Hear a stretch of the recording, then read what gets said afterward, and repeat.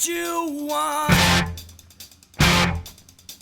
And Welcome back. you get No means what nerds. you need. No means nothnicks, whatever the fuck you are. You know what? We missed the fuck out of you. It's No been means no nicks. no means no nicks. It's been a really long time. It seems like. I mean, it's not our longest means break, nudist? I guess. Nobody's Yes. noticed. I like that. Nudists. But you know what? We're back in the saddle. I'm not gonna say we're back in the saddle for good because, as you can tell, it's fucking life, man. What the fuck's gonna happen? But we're gonna, Right. we're back for this episode, and hopefully for another, and then another, and then another. We are on our own this week, but we'll remind you of who we are. Well, actually, before I do that, we have had a lot of new listeners. So for those that are new, this is a song where three absolute fucking idiots, that's us, do our very, very best to try to determine the very best No Means No song of all time. And of course, spoilers, there isn't one. Right. And I'm one of your hosts, Jordan. I'm Matthew. I'm Michelle, and they saved the best for last. That's why I always. went last. So Always. I guess you're right. I mean, it's been a long time. We have had a hiatus, which we will explain in a moment. But maybe because we are having people join us who might not. This might be the first new episode that they've heard. So we should maybe kind of briefly run down how it works. So Agreed. Our first round, we have a little randomizer script, which we have named the Terrible Machine, and it selects songs from No Means No's entire body of work, randomly pairs them, so they could be adjacent on the same album, they could be 30 years apart, and then so we've gone through our first round and turfed out half in theory, and then we reintroduced a few that went out to the listeners, and we sort of selected a few that we put back in the pile, back in the mix, back in the goulash, and we had some of our own that The People's Choice popped back in there. The People's Choice goulash. So now we're in the second round. I think it's our maybe third or fourth. I can't remember. Episode of the second round, in which we, instead of evaluating the songs kind of individually, we are attempting to more sort of compare and contrast each pair, comparing their relative right. merits rather than their individual ones. That's right. And it's the fifth. This is our fifth actual Wow. episode of talking about songs. It Oh, feels man, like maybe you're so fewer. fast. Look at you. I've got my dumb Yeah. spreadsheet up. I know. And some You're- people you're have doing it. asked if you're new. If you're new, you might not know this. Most of you who aren't already know this, but we're not doing this true bracket style, right? So I think maybe Matthew already said this, but once round one was up, we took all those winning songs, threw them back in the mix, and are now randomly selecting new pairings. So it wasn't like the two winners of round one went up against each other. We weren't going to do that. That'd be dumb. Well, maybe not dumb, but we just chose not to go that route. And a re-randomizing. A Yeah, re-randomizing. it's like playing And bingo without some of the balls. that's right. And if you're and if you're following any of our socials, this week, that's not a promise because I don't make fucking promises because I never keep them. But I'm going to try this week. I'm going to try to go back in and edit our official Google Doc that we've given all of you the link to, and I'll repost it so that you can see the bracket up to this point. Right? Oh, We're for nice. round one Okay. and round two because Yep. I think a lot of people they don't. It's hard to keep track, and it's nice to just see them all. Mostly so that you can just get mad at us all over again for the Yeah, songs that we've kicked yeah. out. Because we'll talk The about Oh some No more Bruno later, but incidents. I really need more anger coming from you guys about songs we kicked out. That's kind of one of the things we want to hear about from you guys in emails. It's our one of the God. little hooks I was hoping for in this round. Got shit. And I know we've gotten little comments here and there, but no big screeds yet. So anyway, we'll talk about that more. You're asking faux for break. more anger. Yeah. Well, we're all friends, so it's Fear, fun anger, anger. betrayal, and hatred. That's right. See, I mean, what fucking band are we talking about here? We're all a little Exactly. bit too saccharine here. You know, So actually, let's no. get We some, have fear as to which song goes forward, anger or which one doesn't go forward, betrayal when people when feel one like of we you gotta- punks votes against me. That's right. Exactly and right. Hatred, the ones who are hate us but they still listening. Anyway, That's right. Right. That's right. yeah, nice. So yeah, if you're hate listening, we love you. Just so you know. So that's enough Might even hump reintroduction. your leg. oh, my leg. So we are now going to move into one of our favorite segments, which is called "What Are You Drinking?" Now, myself, I've got some good straight up old whiskey here. My ice cube is already melted because it's hot as fucking shit. So it's a little Oh, watered down now, but smells like paint varnish, just like it should. looks So like it I'm too. gonna have a little bit of this because well, I guess it's no surprise, but I am absolutely now a brown liquor drinker. Used to never be, but fuck me if this isn't my shit now. So that's what I've got. Michelle, All right. what's going on? What's going on in your cup? Michelle is toning down on the beer consumption, man, especially if you listen to the last episode. I gotta tone down. Actually, it will tone me down if I cut the crap. I drink a lot of Guinness, and I'm gonna stop drinking Guinness at home. Unless I go to a restaurant, I'll have a beer, maybe two, but I gotta cut the shit. So Yeah, I it's kind got of like eating a lot of cake. yeah. It is, yeah. It's I true. really like it though, and I get all funky, and I'm like, I had a shitty day. I'm gonna enjoy myself a beer, and then I have two, and then I have three, and then I have four. I can't stop if I start having one, and that's concerning to me. So there's this great company called Athletic Brewing, and they make really tasty non-alcoholic beers. So I'm having Nice. the upside down golden non-alcoholic, golden ale, and there's going to be no fun fizzy widgets. Oh, But it's that still a sounds cold. nice. Yep, it's still That a still cold sounds can, nice. and man, it really does taste good. So if you want a nice, What's the name of the beer company again? type- Will you shout them out? yeah, I'll shout them out because they really give a shit, and that's all they do is make really good tasting non-alcoholic beer. It's called Athletic Brewing, and they have a Nice. dark version. They have a hazy IPA, and my housemates had that, and he said, and he's a hazy IPA snoot, and he said it's really good too. So Fuck yeah. yeah, you go. Athletic Brewing. Awesome. Cheers. Excellent. Cheers. All right, and Matthew, what about you? Well, what are you drinking? I'm on the wagon or off the wagon, whichever one is where you're not drinking. I think it's alcohol. off. On the wagon. You're on the wagon. Oh, So neither of us right. are. Yeah. So yeah, I have reasons for doing it. But currently, I have not had a drink since before my surgery, which I'll talk about in a little bit. Except for last night, I had one glass of wine because we happened to be out for dinner. It is my late father's, close to his birthday, and there was a wine on the menu. My dad loved the Italian language, and I think he liked to say the name of this wine more than actually enjoy the wine itself. But he just loved to say Montepulciano d'Abruzzo. So Oh, Nice. raised That's great. raised a glass of that to him. But tonight wicked, I have been exploring the non-alcoholic beers, but I must say I do prefer the mocktails. I think because maybe with Ooh. non-alcoholic beers they take something out, whereas with mocktails they just don't put something in. So right. I've got this hey, thing, that's interesting to me. What the hell is this? Atypique. It is an amaretto sour, and I've had their Ooh. G&T, and it's actually really fucking good. And actually, I really like amaretto sour, so I'm interested to see what this would taste like. Huh. Yeah, Fuck yeah. And We'll that's crack a it open. non-alcoholic Give us a drinker? review. Holy Yeah. shit.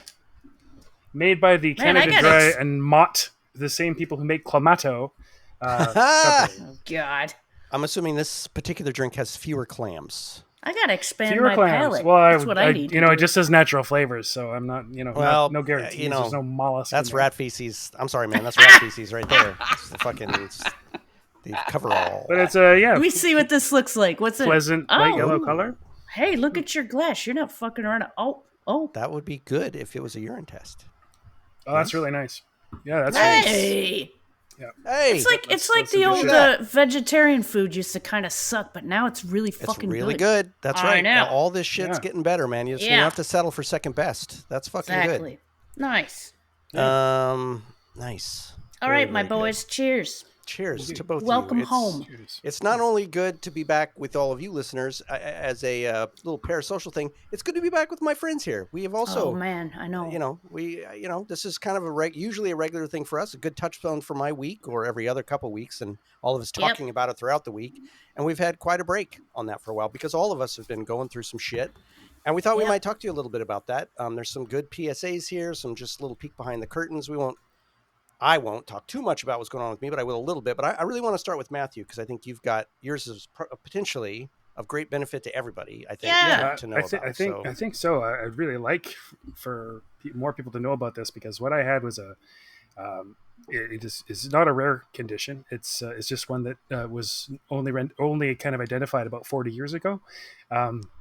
And most people, I had extremely high blood pressure, and this was uncovered about maybe 2.5 years ago. I was feeling shitty and my heart was racing and stuff. And my doctor said, you're too young and Yeah. Yeah. too healthy, and you don't eat garbage. So like there's something wrong here. I'm going to refer you to an endocrinologist. So that's what he did. And it was kind of a long process because scheduling tests and stuff when your life isn't in immediate peril is a little slow in Canada. We have a wonderful medical system, but that is a little slow. But once they get the arrow pointing in the right direction, everything, you're in the water slide, and everything happened really, really quickly. So what I had was riding the flu. something called Conn's disease, and is also known as primary hyperaldosteronism. So basically, one of my adrenal glands, which produce all different kinds of hormones, you have two of them. They sit on top of your kidneys, and mine had basically grown itself a turbocharger, a benign tumor which produced too much of a hormone. The adrenal glands produce several hormones, but the one mine was producing too much of one called aldosterone, which controls the relative levels of sodium and potassium in your system, and that is what is, if you remember your high school biology, is nervous transmission. So my body was excreting too much potassium, and as a result, it was increasing my blood volume. So I had too much blood in my body, giving me high blood pressure. Basically, kind of in a low level of fight or flight all the time. So I got exhausted really easily. Lower extremity weakness. I couldn't feel my big toes. But yeah, high blood volume leads to this shit takes 5 to 10 years off your life. Apparently, it is much more common in women, but when men get it, it tends to be worse. So when your high blood pressure is not responding to the regular suite of medications that they'll give you, it's called intractable blood pressure, and that's what I had. It wasn't really, the meds really weren't working. Right. So when you have this uncorrected, it can cause memory problems, vision problems. It can lead to diabetes, obviously stroke, and heart disease, kidney disease. So very, very dangerous, if left uncorrected. But the thing is, you can have this from a couple different sources, where both of your adrenal glands are just producing too much aldosterone, in which case you can have both of them removed and be on a suite of medications. In my case, and this can be, it's usually congenital. So if you have a history of high blood pressure in your family, you might want to get that checked out as well. It tends to kick in late 30s, early 40s. So I think I was sort of struggling with this for quite some time. Wow. But I was lucky enough to have the kind where only it was unilateral. It was just on my left side. The diagnostic process was much, much more unpleasant than the surgery itself. It took about a month to recover some, changes and not being able to do a lot of bending and twisting. So they go in laparoscopically on one side with, little instruments, and just take that sucker out of there. And my blood pressure was at kind of around 155 over 100, or 90 to 100, which is very dangerous. Zone. That's it's zone. Type 2 hypertension. I was edging into a couple times. I edged into the numbers where you should really just go to emergency right away. Fuck. God damn, man. Now, after 5 weeks post surgery, I'm cured. My blood pressure is normal. Oh, that's great. And so amazing. I'm feeling a fuck of a lot better. And the hormones will probably take some time to iron out, but mostly really positive effects. My appetite is more moderate. This is related to the podcast. One of the symptoms of having this is you have to pee all the time. So, right, yeah. Oh, no more pee breaks. Oh, well, I'm not sure. I haven't really noticed that much of it. That might take a little time to settle out. I'm still drinking amaretto sours here and stuff. So, okay. But in any case, I just really have no problem sharing this with people, since I have a little bit of a platform here. If you know anybody with these sorts of problems, if you have these sorts of problems yourself, ask for a referral to an endocrinologist, and just get the tests and see where if this could potentially be something that you can have done and fix your shit. So I Yeah. have decided that I am very, very lucky to have had a problem like this, dangerous problem, which could be so easily and simply remedied. Yeah, So right. I'm really not going God. to take this opportunity for granted, and I really decided that I will reduce, if not cut out completely, alcohol consumption, really watch what I eat, and try and get more exercise. So anyway, that's my PSA, and I hope that it is helpful to somebody. That's fucking Yeah. great, man. Matthew, Yeah. I'm I'm excited for you. I I'm think that's very wonderful. excited, very excited. Yep. And as you talked about, like having a condition that serious and yet having it be one of those conditions where they're like, there's this thing we can fucking do, and they do it and it fucking Yeah. works. Yep. That's the kind of medical story I want to hear, right? Like that's Right. fucking great. And And you can more function importantly- completely normally with just one adrenal gland. That's right. That's right. Without any. And Oh, as, they took the whole gland out. They didn't remove just the the tumor. one, They just not took, the ow. Yeah, they got two, one on top of each kidney. So they took the left Yeah. one out, and They took the left one out, not the growth, but the whole adrenal gland. Wow. Yeah, Yeah. I guess it's just hard to separate it. If they only took out the growth, then it could potentially Oh, could, okay. could potentially All grow right. back. Will you say the names of the two names, the common and more scientific name for it again, so that anybody who kind of suspects they Conn's might disease, CONN''S disease, and primary hyperaldosteronism.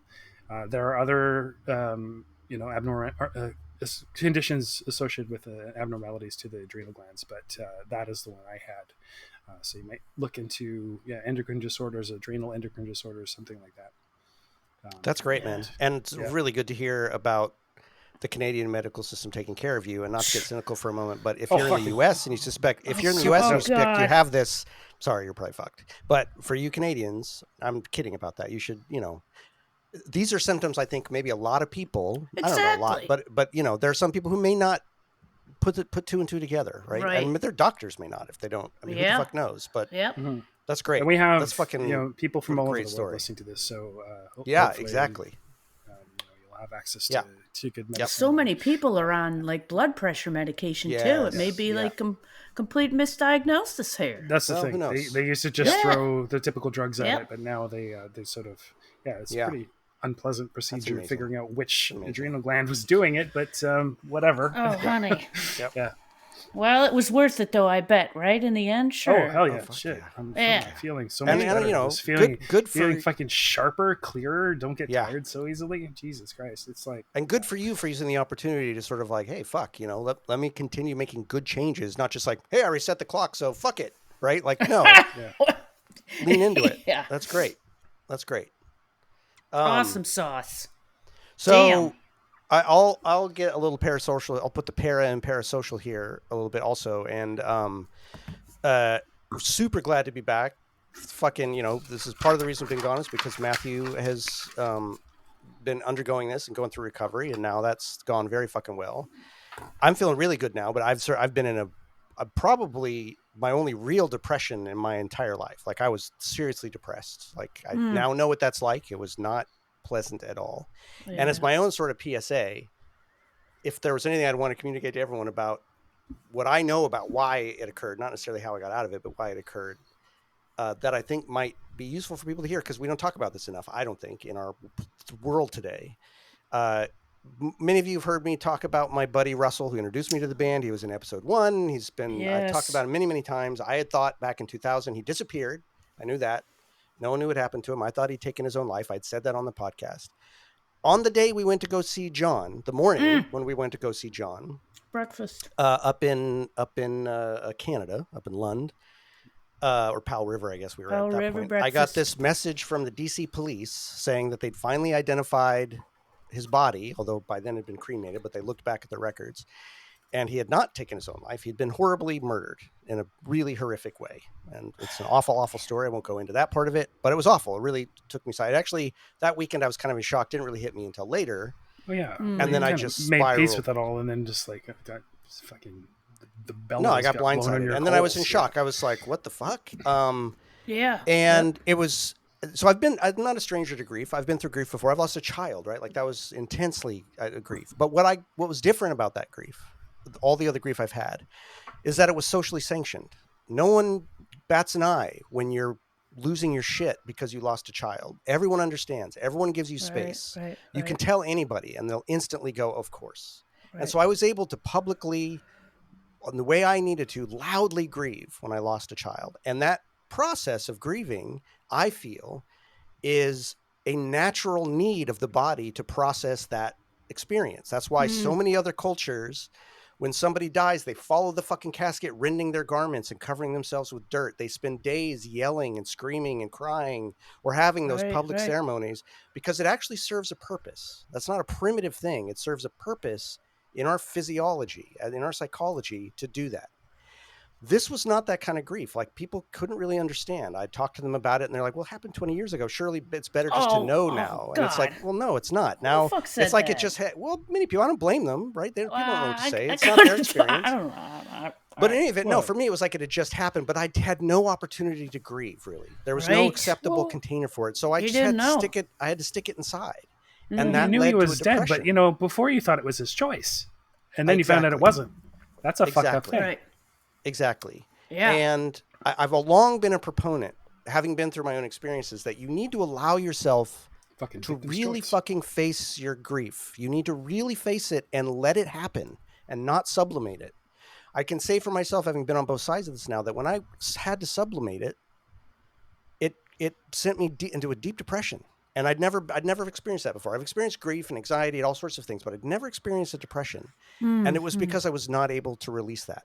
I was talking to someone else, and I almost wish we could start a movement where when something like that happens to you, you get to wear a black armband so that people just know, like, oh, this person's going through some shit, and I'm not gonna be stupid. And if they're in a weird state, I'm not gonna take it personally, and I'm gonna try to be there for them if they say something or they're just behaving a certain way, because it's for me anyway. Some people are very private about it. And I get that too, but I also think there's something valuable and okay with being public about it. For me, there's something validating and necessary to share the loss of something that big, which then helps me to process it. I know there are others like that too. So my only advice for anyone out there, if you're going through anything like that, if you lose somebody, if you've lost somebody in the past, it doesn't have to be new. Right. Like, honor your own grief. It's not a mistake. It's not something to be ashamed of. It's not something to bury. You should really face it, and you should really allow yourself to go into it.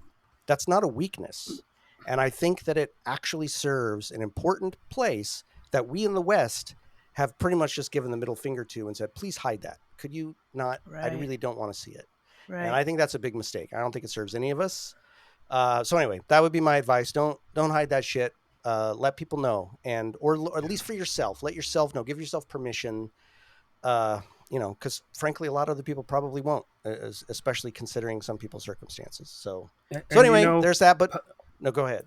You mentioned, socially sanctioned grief as well. My dad died, but my dad was old and my dad was sick.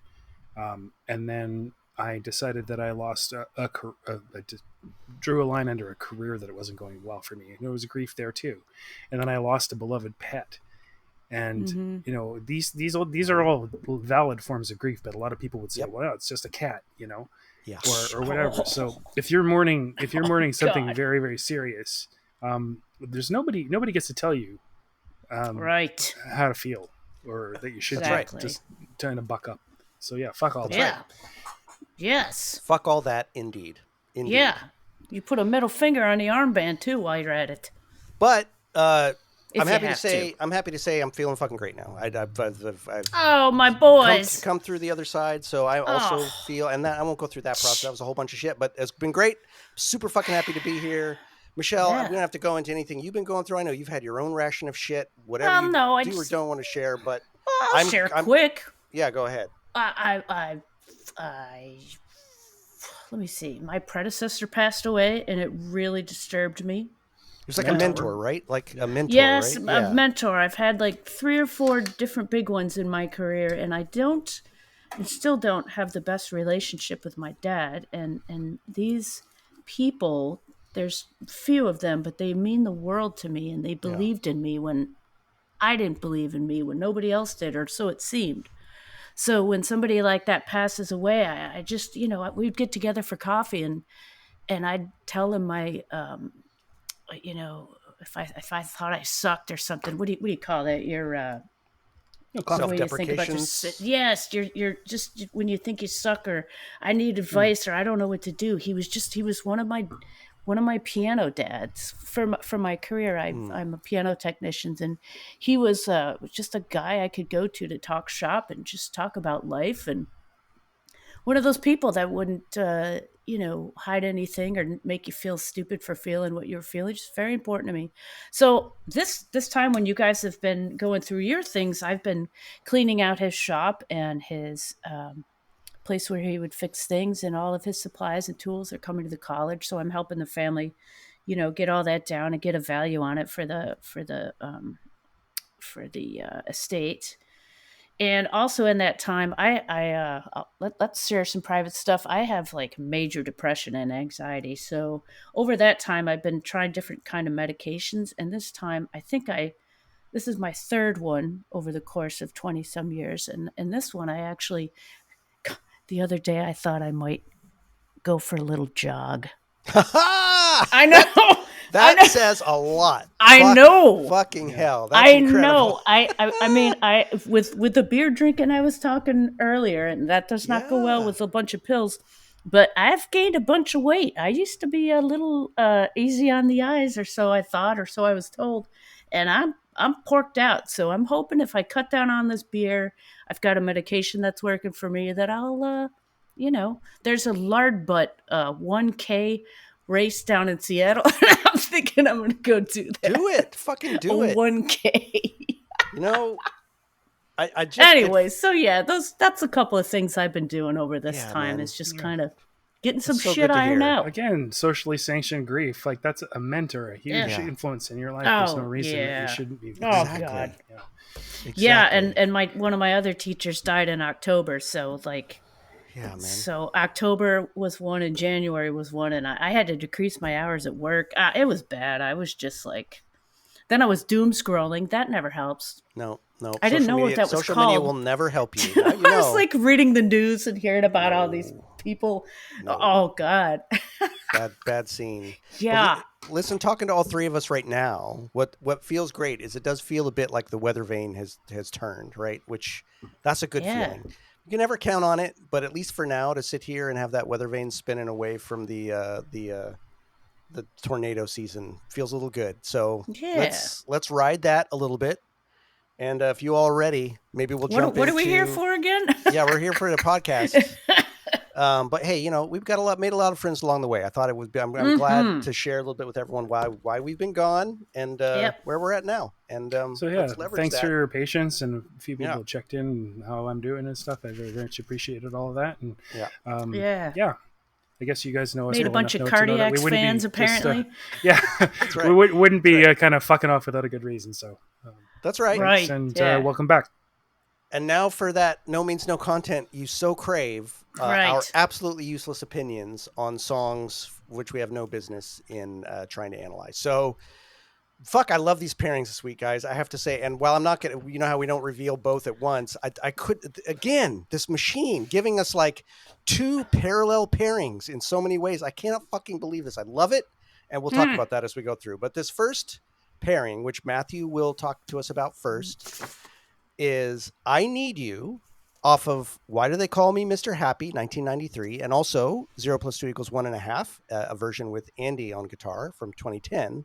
And I Need You actually won out against I See a Mansion in the Sky in episode 10, which I still think great choice. As much as I like that song, I think great choice. So I Need You goes up against Manic Depression off of You Kill Me, 1985, and You Kill Me... What? Oh, Sex Mad. Sorry. Nope. It was off the Power of Positive Thinking. And that's true. But then everybody, you're right. Thank you. It's off of Power of Positive Thinking. Thank you, Mr. Well, actually. And it's then it was on Sex Mad, You Kill Me. Mm-hmm. But no, you're right. Thank you. And that won against Wake Up in episode 31. That's an easy pull. I think for all of us, that was an easy pull, not only because it's a great song, but I don't know. Anyway, we don't have to revisit that. We'll talk about it now. So we'll talk about it a little bit. So we got I Need You versus Manic Depression. So let's hear a couple clips from both of those mashed together in the future. And then we'll come back and talk about it. All those I pushed away They walk with me, live in me now. And the silence of what I never said screams in my ears and pounds in my head. But when I look at you, I know I could never lie. You see all of me when I look into your eyes. I need you. I need you now. I need you. I need you now. I need you now. I need you now. I need you now. I woke up dreaming that I was dead beside you on the bed.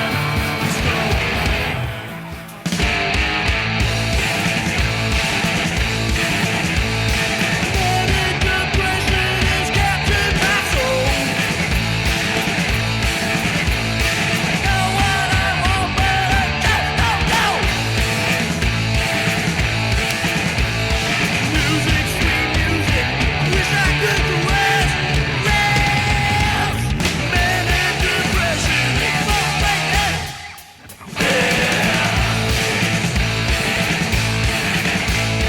Woman's all weary, you're got the weapon. Make love, you break love, it's all the same. Music, sweet music, I wish I could caress. Manic depression, it's all like that.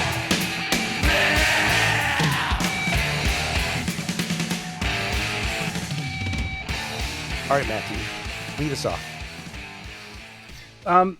So we have kind of categories and ways, a rubric for comparison, and it's difficult to compare the songwriting because Manic Depression is, of course, a cover. So I guess I can talk about kind of the arrangement that No Means No decided to do versus, well, not versus. I'm not nearly as familiar with Jimi Hendrix version, but yeah, to compare an original song to a cover is it's difficult kind of exercise in some ways. But in terms of the architecture, Manic Depression is ultimately it's a simpler song. I Need You is very, very complex. I think I consider it a really, really beautiful song, and it's one that's become more dear to me during this doing this podcast. It's not one that I really noticed all that much before, but wow, I mean, one of our listeners actually had that part as lyrics from "I Need You." I believe it's part of his wedding vows. It was, yeah. Recently. Fucking, that was awesome. Yeah, That was That's awesome. right. yeah, He showed us the paper, didn't he? Yep. Yeah. yeah. Oh, So wow. some really fantastic lyrics, really, really evocative.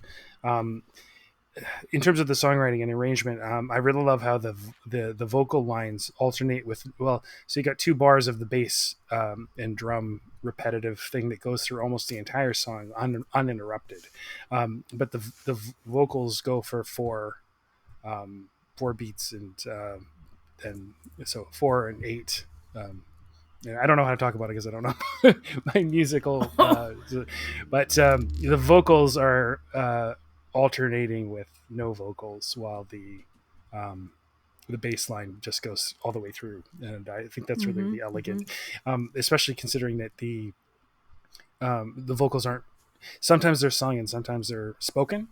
I like that aspect too of this song. The lyrics really paints a picture of obsessiveness, and it's not necessarily, I mean, it's kind of suggestive that it's about a man and a woman, or two sexual romantic love partners, but it isn't necessarily. I think it's quite easy to inject a different kind of meaning into it, and it's the whole distancing of self from the actual relationship is really, really interesting to me. Some of my favorite No Means No lyrics, I'd say, in this. in manic depression, I mean, it is really just, I mean, interesting self analysis from the lyrics written in the 60s by a young black man. I think that it's kind of maybe the awakening of psychological awareness, individual psychological awareness, which is that's pretty cool. That it's difficult and that music is a release from it. So, you know, they do have that in common in some ways that, you know, manic depression is maybe music is his only release. So maybe he needs music. So maybe that's the obsession that can be related there.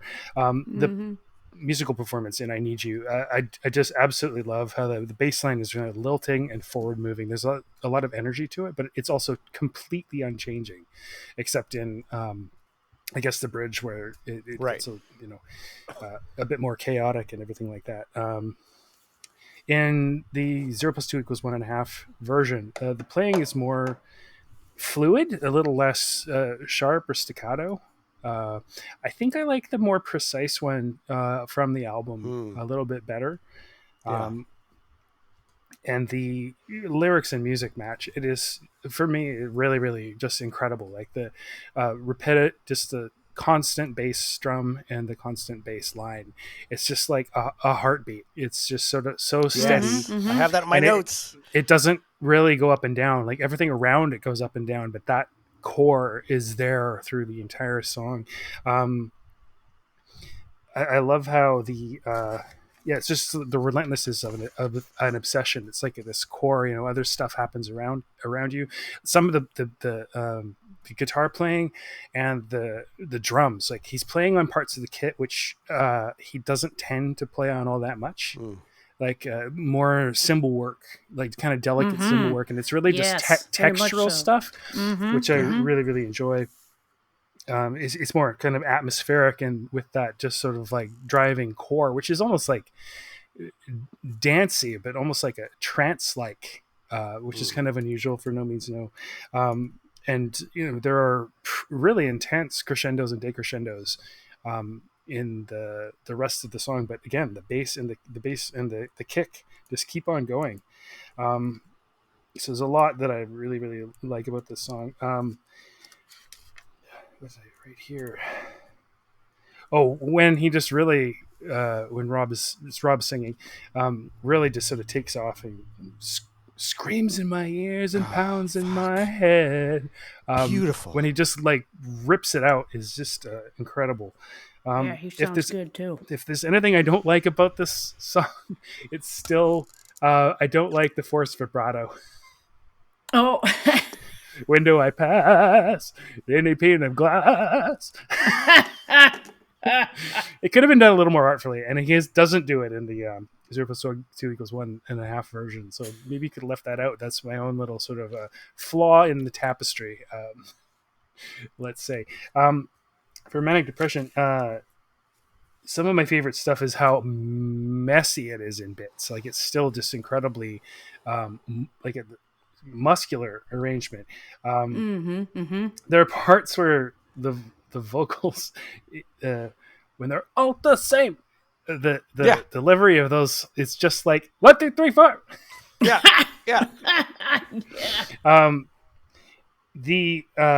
It's really John it's John singing. We got the story from Andy that they just said we don't know who's gonna do this. Let's just let John do it. Just go. And he said John. But not only that, but they had tried a bunch of times, a bunch of different ways, and couldn't fucking get it. And finally, John went in that one time and just nailed the fuck out of it. But they were almost ready to give up. Like, I don't know that we're gonna get this. Because he fucking loses his shit, and it's like damaging his vocal cords. Talk about some of my favorite things. I love the guitar fills. I love the kind of probably artful, but to somebody who's not really listening very carefully, it could sound careless. But there's feedback just straight up in the song, and I totally love that. I love the guitar twang at the start, the twang. Yeah. If there's anything I don't like, I just miss Paradise at the end. So like, I sort of listening to the album. I think it's the end of Manic Depression really anticipates Paradise for me, and I miss it when Right. it stops. I was wondering, actually, when I remembered that this was on The Power to Positive Thinking, I thought about what the other songs on there are. And why it was split up that way. Because the other songs on it were I Am Wrong and Life in Hell, which got tacked on to God. Wrong. Wait, While, a question about that real quick. Wait, put Yeah. pause. Yeah. AT just did a reissue, right, of the first No Means No thing, and it was Dad, and on the other side Dad was and Manic. Revenge. It was Oh, it was Revenge. Revenge. Okay, Revenge, thank you. yeah. Never mind. Just being a fucking So idiot. Revenge I of the looked up why that Nerds. might have been, and Manic Depression was recorded in 1985, so probably around the same time or before Sex Mad. So they included it on Sex Mad CD and tape, I guess, because it was recorded all that. Whereas I'm Wrong and Life in Hell were new songs. Yeah, So yeah, that's really interesting. But it's interesting they got tacked onto albums with an album in between. Yeah, Oh, yeah. Huh. Yeah, that's really weird. Yeah. Actually, because it doesn't really. It fits way better on Sex Mad and that whole thing than I think it would with those other songs, in my For sure. opinion. Right? Like it's just of a piece, but also yeah. that's I just because wonder that's how I've who always heard it. did all So that. that's just Yeah, there's you know, that too. So yeah. I don't know. It's hard to say. Huh. All All right. right. Well, that's I'm done. I just I Need You is absolutely haunting. It sort of evokes ghosts for me, which is another of my favorite No Means No songs. Manic Depression is just so raw and awesome, and it's just three dudes doing what they do best. Yeah, it's fucking great. All right, Yeah. Michelle, you're up. What do you got for All us? right, this is a shorter version of things, as always, as it usually is. I Need You. My favorite parts are the riff. Remember, we were talking to Rob, and he was talking about just having a really good riff. Mm-hmm. That riff of the song that gets played constantly with along with John's eloquent work. It's just a great, simple, constant, heartfelt frame to speak from the heart, which he does very much in the song. The one part that I can't, and I mentioned this last time, I don't like the ow ow ow Ow, ow, ow, ow. I knew you were going to say that. Yeah, I remember that. Yeah, but I do see how people would like it. I mean, I can see how it would be pleasing to your ear, but I just it's ow ow ow to me. John's cymbal work, like you mentioned, Matthew, really a treat to listen to. Delicate, You can tell he's beautiful, exploring like different parts of the bell on the cymbal, Yeah. and gosh, doesn't he even do some like well, maybe he doesn't. I can't remember if that's the song where I heard him do like a scrape on the cymbal with a stick. Yep. So yep. I don't. Oh, yeah, he well, does for sure. Yeah, he does. Yeah, I mean, he's really just exploring a lot different parts of the cymbal because it's a slower song and it's got room for him to do that kind of stuff. So he does it great. And like you both mentioned, the Andy's Correction Corner with the Manic Depression and how John got sit in the vocal booth and maybe they all left. I don't know. Maybe I don't know. I wish I would have loved to have been a fly on the wall when he went in there and did that. And he just I'd like to think of him looking everybody's at his nerdiest, like wearing a collared shirt and shit. Yeah, right. this was fanny pack. I don't know. Oh God. But the original Manic Depression by Jimi Hendrix had a lot of swing to it, Yes. and it was just kind of lofty and lilty, and it was really. It was. I mean, it was talking about something serious, but it was kind of a really good groove, kind of good, funnish kind of song. And this version is stripped down to like horrible shit. I didn't Everything's go on back the and look, but I floor, seem right? to remember last time we looked at this song that the lyrics are different. Like they changed some. They're of them. they're not so much different. It's just truncated. Like they take a Right. bunch out. They didn't change as Oh. much, but they truncated them. That's what Yeah.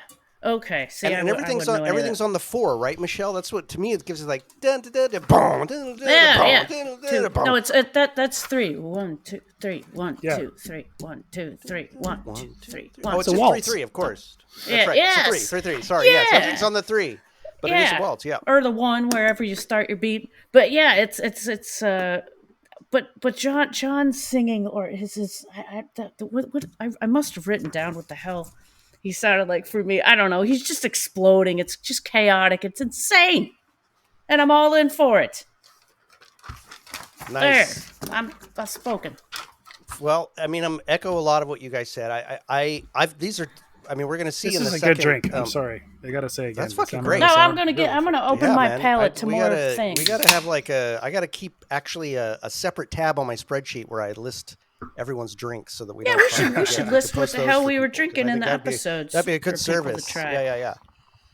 I'd make a Eh. separate tab on the spreadsheet for people to look at. Yeah. So Yeah, these drink are this while you listen. these are hard songs to compare, but it's going to be interesting when we Yeah. get to the second round. How I think there's a very similar pairing of songs here in a way. So that's very fascinating to me, and it shows definitely two sides of No Means No. And I think people probably may or may not remember. I for years had not given Manic Depression the due it was owed. Like I actually like this song fucking a fuck ton now, and I always used to dismiss it. I was kind of like, yeah, whatever, man, pass it on. Oh It just wow. wasn't the side of No Means No I cared about at all. Whereas I Need You, from the very first note ever I heard it, was like, yo, this is it. This is fucking it. Yep. But I appreciate Manic Depression way fucking more now. So to start with, I Need You a little bit. I had looked at this song from a more personal lens when I first talked about it, and what I mean by that is it was very important to me personally. I think this song came out, and then after I'd listened to it for a while, I had like the first really bad breakup in my life, and this was a song I Yeah. listened to like a bazillion times, right? So it kind of had developed Yeah. that personal touch feeling. And it is a song about relationship, but as Andy sort of pointed out, and I've always felt this about the song, but now I really feel locked into this, that this is less about, like, I think one of the things I know I mentioned in the first one was that real love was about something kind of the universal nature of love, and that this was more of a personal thing. I actually now think this is as oriented toward the universal and not just love, but it's really about the I that needs the you. That we, well, I don't say it's really about, this is what I feel that the song's about now, just to qualify, that it's impossible to be a being in the world, a monad, a solitary being. That's A what? impossible. We are always in relation to a you. The I always needs a you. And I realized listening to this song again, except for a very few exceptions, they're never talking about the other person. It's always about themselves and about what their relationship to the other is. It's either wow. like, fuck, I realize that everyone I've pushed away, they still live in me. I tried to be isolated and I couldn't. Even in my isolation, I was still in relation to everyone else. It's just that relation was poisoned because I was pushing them away. But you can't ever not be related. You're either related directly because you're trying to be in a relationship with someone, or you're pushing them away and you're in a relationship with them by the fact that you're pushing them away. You're still defined by your relationship with the other. There is no I without the you. It doesn't exist. It doesn't exist on its own. And this song is a description in a very deep way about what it can be like when one hasn't realized that and has tried to push away the other, and then comes home in oneself and realizes, no, I fucking need you. I, as I, need a you. Be that romantic, be that friendship, but there is no way to define oneself without some definition of one's relationship to others. And it's the most poignant, beautiful description of that, both from the positive sense. There's the bridge, which is that beautiful explosion, right? Into just something much more sort of anthemic, right? It's this anthemic moment where it really is that sense of that verse is so beautiful, but it's also a moment when someone realizes how important someone else is, how much they love or need that person, but that person's unconscious. And so their expression of that to that person is completely absent any agenda. When someone's awake and you tell them something, even if you don't mean it, or even if you don't want it to, somehow there's going to be something transactional there. Somehow you're going to want something back from your expression of it. But to express or have that feeling when someone's unconscious, they're asleep, and you have this overwhelming feeling of how important that being is to you. That's kind of the most pure inner connection or expression you can have of the importance of the human connection. And that the way he sings it is so impassioned. And, from beyond, from far away, blessing where the shadows lay, I whispered what I could not say when you're awake, how you took my breath away, right? Just that feeling of experience from beyond. And don't fucking get me started on that last set of verses. Some of the most beautiful stuff Rob's ever said. The spoken ones. There is no world, and I am a shadow. You are, and still the way he says this is so intentional, so beautiful. You are no woman, and I am no man. He doesn't say you are no woman, and I am no man, which is how most people would read it off the page. Right, you are no woman, and I am no man. I mean, it's this like is a concept rather than It's a concept. He's cutting out. He's cutting right to the heart of what it means to be a being in front of another being, absent everything else. Rob has a way to get to something that seems so fucking obvious, but he goes deeper so that it becomes the most profound exploration of what it means to be a fucking being. This is Sartre by way of Rilke, this fucking poet of just taking like deep existential truth, but saying it with this poetry that's just, it cuts right to the fucking core for me. It goes past everything and just, it hits so true. This is one of those songs that just feels so authentic and so fucking true. Look and at the you. way he delivers it. You talk about this, Matthew. And this is one of the reasons I love the recorded version better than the 0 + 2 = 1.5, because Rob doesn't ever go into that register where he lets himself loose into the impassioned not to the screaming same Rob, degree, for sure. not to the same degree. And the way he does that is like, God, it's so real. It's there's no affect, right? There is affect in the little bit of forced vibrato. I'm going to give you that one, but there's no affect when he goes up there. And that's just like, so few singers to me can take something that he's saying something that means so much to him, and he can express it so fucking well. This song, man. This is one of Rob's just absolute fucking anthemic masterpieces. And musically, you both nailed it. You've got that bass riff that's just this heartbeat, churning. And it's a beautiful riff, and it's very melancholy to me.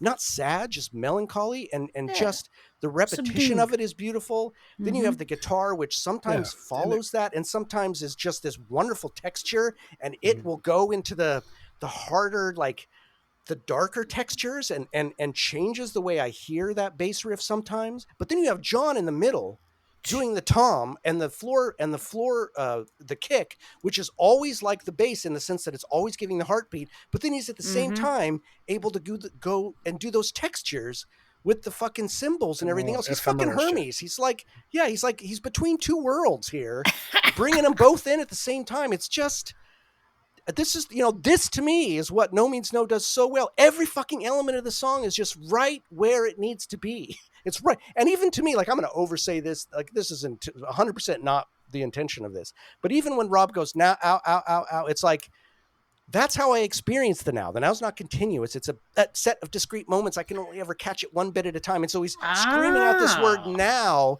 but now is not a thing you ever experience. You only get it in the fucking that cuts. I don't mind. That's not the same as the forced vibrato. Yeah, no, exactly. I don't mind the way he's saying it, and to me, it feels that intentional. To me is very much forced. No, it is forced, but it serves a purpose I know. for me, right? Both of you, I know what you're saying. But this song, front to back, is just beautiful. It's beautiful. Yeah, it's a beautiful song. You can't say that. You can't describe every No Means No song as beautiful, but this is a beautiful song. No, this one is 100%. And Manic Depression is fucking great. It's the other side of No Means No. It is. And to me, this song is lurching. And you're right, it's on the one. It's not. I would be on the 4 if it were 4/4, but it's not. It's on the one. But it's lurching, and it's more complex than you might think if you listen to it. It's not it's like there's like 4 notes on that descent. There's 4 notes on the descent that you don't hear if you're not listening carefully. Like it's fucking complex, and the guitar and the bass are going together. The drums, of course, are just fucking out of control. And I mean, really, the highlight of this is John's performance. It is incredible. It never gets old. It's so fucking good. Posist. It's so good. And I think a great cover because it's not religious to the original. It keeps the spirit in a way of the original. I think of the original lyrics, especially, like they just lean really into that. But it's a fucking No Means No song. If you didn't know that this was a Jimi Hendrix song, I'd be like, oh yeah, that's fucking No Means No. They have 100%. Like they made that. But no, for that to be a cover speaks so fucking highly. And yeah, I mean, it's silly in the way that No Means No does. That's still serious, right? Like it still takes it doesn't They're not It mocking fucks it. around. They're not mocking it, but it's still fun as Ooh. fuck. It's still Yeah. fun as fuck. Totes. And there is so much spontaneous, apparently, nuance in the way John fucking delivers that shit that just makes me even happier to know that was just like a Jesus one take, Christ. like, well, let's let John try. Let's see what he can do. And fuck, there it is. That's what he came out with. Are you kidding me? More Oh my talent in God. these assholes than fucking in almost every other band on the planet, and it can just pop off out of nowhere. But yeah, it's really hard to compare these songs. I mean, what the fuck? They're so different. They've landed in me so differently. But Manic Depression has definitely God, come this up. is fun to listen I know. to. This song is so fun to listen to. Manic Depression's come up in my esteem far greater. That said, it started much, much lower than many songs, so it had a long way to climb. But doing this podcast and listening to this song a lot has really made me appreciate the song a fuck ton more. I actually can't imagine it on Power of Positive Thinking. I've never heard it in that context. I can't imagine it with those songs, frankly. I can only imagine it in Sex Mad. It feels like it maybe wouldn't even work as well. As you said, I always wanted to go into Paradise. That's like those two go together for me, and individually, like some other pairings, they don't work so well as much on their own. But I can't imagine it as it was the closer. Was it the closer? Paradise is closer, and then No. I meant on Power of Positive Thinking. Where did I don't know. Yeah, I didn't look it up. That's an album I want. I would love to hang that up. I remember when I was really into No Means No, but never had a record player at that point. I remember seeing it in a record store back in the 90s. I'm like, oh, I'd love to buy that, but I don't have any money. I don't have a record player. But fuck, I wish I would have just done it anyway. Oh no! It's one of the only No Means No vinyl that I actually have. Oh, nice. You have that? I have that. Hang it up, man. So, I mean, listen, I think before I kind of had said everything I wanted to say about I Need You, but it is one of those songs I could probably talk about forever. Other than that, and when I say, I want to give some credit to Andy, because I remember when Andy, I don't know if it was in the notes or just in private discussion with us. I think it was in the notes where he talks about how I Need You. He always felt that it was more about the impersonal or the more deeply sort of rooted I needing the you, not a individual needing a particular person. And I've always sort of felt that, but listening to it now, I hear the song much more from that perspective.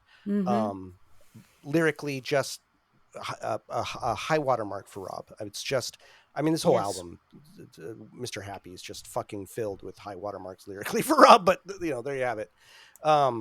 Just fucking great. So I guess that's it for me on this round one. So I just had one more observation, just because. Yeah. It's easy to sort of see I Need You as a song about another person. I just checked that the word love does not appear in it anywhere. Never. Nope. And it would be interesting to compare. Maybe we'll get a chance. Who knows? This and Real Love. That would be a fascinating fucking yeah, fuck. Those two up against each other? Yeah. Jesus. That's a whole episode. Fuck all the rest of the song. I know. The whole episode. Yeah. And that's what I meant. Like, it's not a love song. It's a song about the I needing the you, right? Whether that's an individual or not, it's not a love song. I mean, love maybe is included in there, but that's just a piece of what it's talking about. It's not the end of what it's talking about.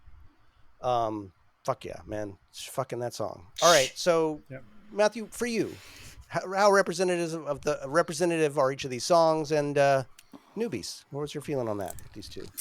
I don't think either of them are particularly representative. As like a typical No Means No song. In some ways, the certain aspects. But I Need You it's much one of their slowest songs, I'd say. And in terms of the structure, I guess it is unusual in that it's very harmonious, and a lot of their stuff is very harmonious, but it is like nothing but harmonious. There's no solos. I mean, there are. I don't know. It just sort of it's very unified song, so maybe it is typical in that way. Manic Depression, maybe not super typical of their earlier period, but just like incredible chops and having fun and just like letting go. In terms of where they fit in the oeuvre of No Means No, I think I Need You is important in a way because it was on the People's Choice, and it's one of the only songs that people who weren't familiar with them had access to. and I think it's maybe Right. the first one. So it's actually the first song that a lot of people heard. I think maybe I don't know. But one of the first certainly. And maybe I would use it to. This is when I would say, "Hey, mom, this is a band that's Right. been really important to me. Would you listen to it?" And I think this is a song that my 79-year-old mother would go, "Yeah, I understand why you like that. I don't like it myself, but there's something to that." She would not say the same thing about manic depression. I don't think I would introduce. I don't think manic depression is super important in like the important No Means No songs. I Need You maybe a little more so. I would not use manic depression to introduce No Means No to a newbie unless they were a Hendrix fan, maybe, or like Right. a classic rock fan. Yeah. It's like, listen to this shit. Yeah. All right. Okay. Good. Michelle, how about you? And on that note, that is exactly why I would show or play Manic Depression for somebody. Listen to this shit. Because most people know the Jimi Hendrix version. True. Mm-hmm. And yeah, this is the band I like. I wear their clothes all the time. Everybody knows I'm a huge fan. Yeah, listen to this cover of Manic Depression. Listen to this guy singing it. Do I think this is Manic Depression is no good version of a No Means No song? Yeah. I think it shows their talent. I think it shows that they have good taste in music. I think it shows that they can take a song that's super popular, still have the balls to, create something a little bit different with it and just go cray. Mm-hmm. I Need You. That is probably one I personally. God, I feel like such a dillweed saying this, but when I show people No Means No songs, I show them like the in your face stuff, like get ready to get your mind blown. So I Need You would be more of a relaxed situation, which isn't usually around me at any time, anywhere. It's not your vibe. So yeah, but do I think it's very much part of their great repertoire for who they are and what they represent? Hell yeah. I think it's passionate. I think it's from the heart. I think it's serious, and it's a beautiful song. Beautiful. Yeah. So, yeah, I mean, this is tough because this whole thing about is it representative of No Means No? The deeper I go into this podcast, the more I realize what a difficult question that is, because there are different threads, right? There's like these streams, and I do think I Need You is one of the better representative songs of the Rob anthemic stream, which is a real clear stream, right? Like, and I think that and we're going to hear another one in this next half. So I do think it's representative in that. As a whole, that's fucking hard to say. It is so different than the others. There are very few. There's a few. We're about to talk about one of them that are this slow and methodical, but it does represent a naked sincerity that is still very deep, that I think is very indicative of No Means No. So that's to me why I feel like it's indicative, because of its content and the artfulness with which it's said. And I think in many ways, it displays that in a way that's more accessible to people than many of their other songs of this nature. I think more people might be able to hear this, and even if they don't go fully down the rabbit hole, might understand how beautifully sincere and powerful these guys can be when talking about things that normally don't get talked about, right? You're going to hear songs where people talk about love and all this kind of shit, but it's usually, even if it's a good song, it's very ordinary. The song's not ordinary. The things it talks about are not ordinary. The way it's sung is not ordinary. That to me is very indicative of No Means No. The fact that they can do that and yet still reach so many people. And I just looked, Matthew, unfortunately, this was not the first on People's Choice. That was Now. This is actually number 7 on the People's Choice, but it is one of them. A good opener. So I do think it's representative, but as a whole, that's hard to say, because I don't know if there's anything that represents them as a whole, as we've talked about. Like, there's these different threads, but of a certain thread, particularly the Rob sincere anthemic songs, of which there is a definite cadre, I think it is. Yeah. Same with Manic Depression. Manic Depression is one of their fucking fun bangers, right? Like, you don't have to take this song seriously. You just hear it and it's like, fuck yeah. This Yeah, is fucking that's hell. me. Woo. And when they do covers, that's what they do. Minus Beat on the Brat. So it's it's. God. So I do think it's representative in a certain way. I think it's less representative for me than I Need You though. So, but that's really my preference of what I find representative about the band. So that Right, says more yeah. about me than the band. I find I Need You more essential in terms of what it represents than Manic Depression. But they both represent real important threads of the band. As a whole, that's hard to say. I wouldn't necessarily say that. Where I would say that of Now or even 0 + 2 = 1 or something, I'd be like, yeah, that's the fucking band. I mean, it's got all the shit. I don't know what current it's in. But in terms of introducing newbies, I've played I Need You for any fuck ton number of people as the first song, like 100%. I would introduce as a newbie because because what I'm trying to get across is not listen to how great the music is. It's like, look how fucking smart and beautiful music can be. Look at this. Listen. Sit and listen. And I get really mad when I do play this song for people and they don't listen. When they want to talk to me or they're like 2 stanzas in and they ask me some dumb question about something else, I'm like, okay, fuck it. We're done, right? I mean, they can't help it. I know they can't help it, but it makes me mad because the song means so much to me. I'm like, God damn it, listen. You got to teach a music appreciation class. Then that's how you do that. Yeah, right. So I've tried this many times and sometimes it's been very, very successful. I have to say, like, it's touched a lot of people. I probably would never play Manic Depression for somebody just because there's so many other songs I would choose. It's not that I wouldn't play. It's not that I don't think it's a good song, but there's so many other songs I would choose unless I knew someone who really was just a Hendrix fan, which I'm not going to know anybody through that. I don't think. Then I wouldn't bother. Like there's 100 other songs I'd choose before that. And I think they have 182 songs. So that says quite a bit. Right. But both fucking bangers. I mean, they're both bangers in their own right. So I think now we're going to turn to the vote. Matthew, you're up. I love them both. I Need You is very... they're both... They pull at very visceral parts of you, but in different ways. I Need You is not a fun song, I'd say. Manic Depression is nothing but fun song, despite the topic. But I have to give it to I Need You because it's their song. Right. All right. So 1 for I Need You. Strangey, what do you need? What you got? I'm going to represent... Hey, man, I'm going to do it. I'm going to represent the part of the fan base of which I'm a proud member of that likes the ass-kicking, screaming and yelling and let's have at it. Manic Depression. Nice. There's a lot of you. I'm sorry that I'm saying that after your 2 eloquent, beautiful Don't be sorry. homages, but goddamn, I love Manic Depression.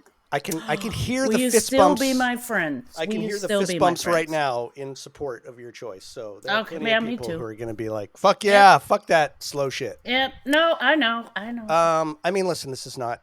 No one's surprised of what my vote's going to be, but I do want to put it out there again that Manic Depression now is a song I have a huge esteem for, and I enjoy the fuck out of. And I would never skip this song now, whereas I would have skipped it way back in the day. It just didn't ever hit me.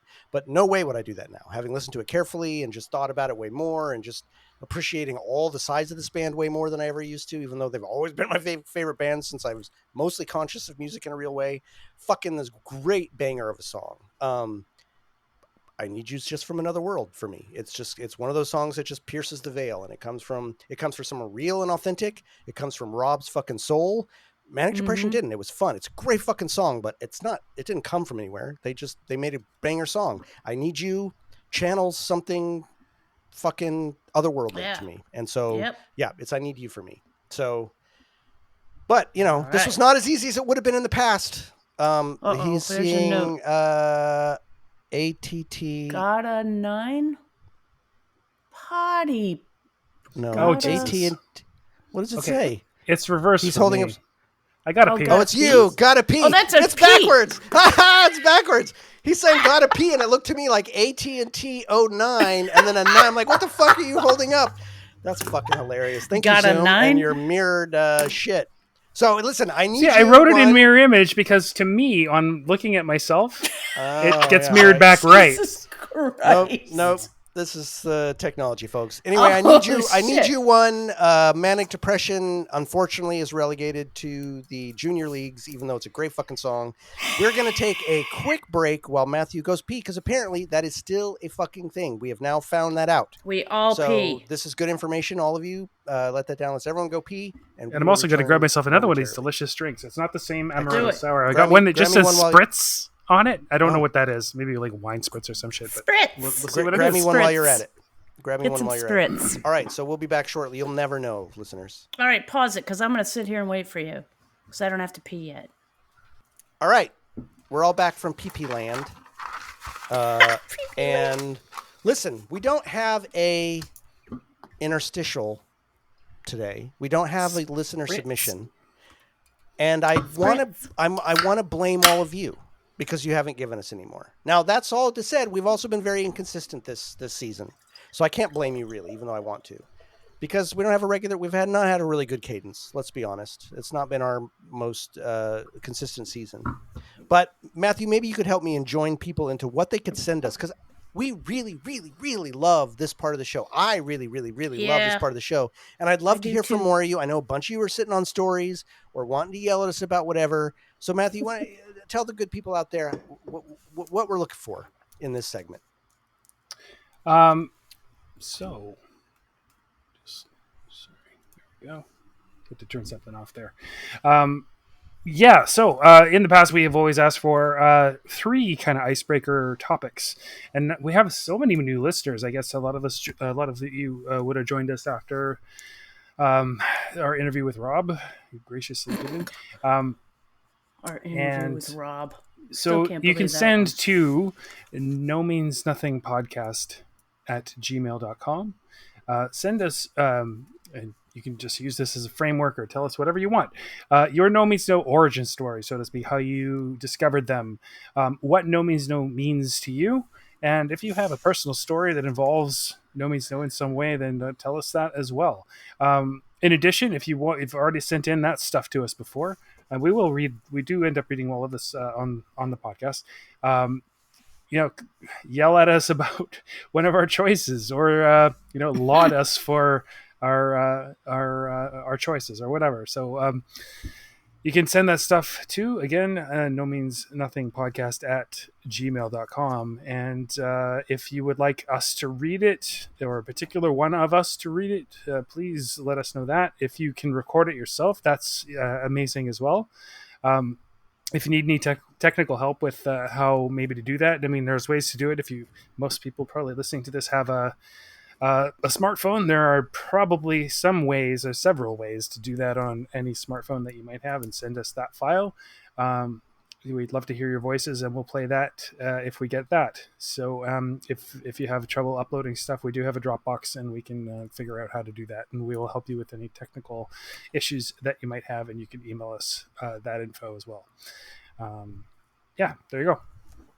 Excellent. Cool. And if you don't want to say anything that'll end up on the podcast, but you still like to send us a little note, do it. Listen, guys, it feels real good to hear from you guys. I mean, it's not that we're casting this into the void. We got a real active Facebook group, which, by the way, if you are not part of Facebook, good on you, because it fucking sucks. However, even if you don't like Facebook, we got a pretty great little group going. You could join it just for that.